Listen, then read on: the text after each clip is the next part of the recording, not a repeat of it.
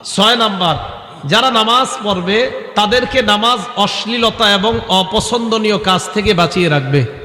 দলিল সূরা আনকাবুত আয়াত নাম্বার 45। আল্লাহ পাক রব্বুল আলামিন বলেন, ইন্নাস সালাতা তানহা আনিল ফাহশাই ওয়াল মুনকার, নিশ্চয়ই নামাজিকে অশ্লীলতা এবং অপছন্দনীয় কাজ থেকে ফিরিয়ে রাখে। এটা কিভাবে দেখেন, অনেকে আমরা বলি আমরা নামাজ পড়ার পরেও খারাপ কাজ করি, কেন ছাড়তে পারি না? আচ্ছা আপনাদেরকে বলি, যারা জুমার নামাজ পড়েন শুধু সপ্তাহে একদিন, মাঝে 6 দিন যারা নামাজ পড়েন না, কিন্তু যদি 6 দিন নামাজ পড়েন, 5 ওয়াক্ত নামাজ যারা নিয়মিত পড়ে, ধরে নেন 1.5 ঘন্টা লাগে 5 ওয়াক্ত নামাজ পড়তে। এই 1.5 ঘন্টায় 6 দিনে কয় ঘন্টা হয়? 9 ঘন্টা। 1.5 ঘন্টা করে হলে 6 দিনে কয় ঘন্টা হয়? 9 ঘন্টা। 9 ঘন্টা যদি আপনি মসজিদে থাকেন, তাহলে এটা তো নিশ্চিত যে এই 9 ঘন্টা আপনার কোনো গুনাহ হবে না।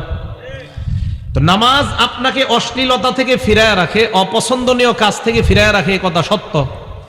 আপনি নামাজে যে গেলেন, নামাজে যেই পড়ি, মনে করেন আজকে এশার নামাজ পড়লেন, 25 মিনিট লাগলো পুরা। একজন নামাজের পরে আপনাকে বলল যে একটু তালিমের মধ্যে বসেন।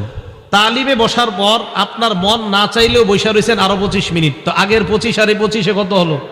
তাইলে 50 মিনিট তো আপনি গুনাহ করেন নাই। এই জন্য নামাজিকে অশ্লীলতা আর অপছন্দনীয় কাজ থেকে হেফাজত করে, এটা সত্য কথা। মসজিদে আমরা যতক্ষণ থাকবো ততক্ষণ যে আমাদের কোনো গুনাহ হয় না, এটা তো সত্য কথা। ততক্ষণ আমরা কেউ অশ্লীল কোনো কর্ম করি না, কাজ করি না। এই জন্য আল্লাহ পাক রব্বুল আলামিন বললেন, নিশ্চয়ই নামাজিকে অশ্লীলতা এবং অপছন্দনীয় কাজ থেকে হেফাজত করে।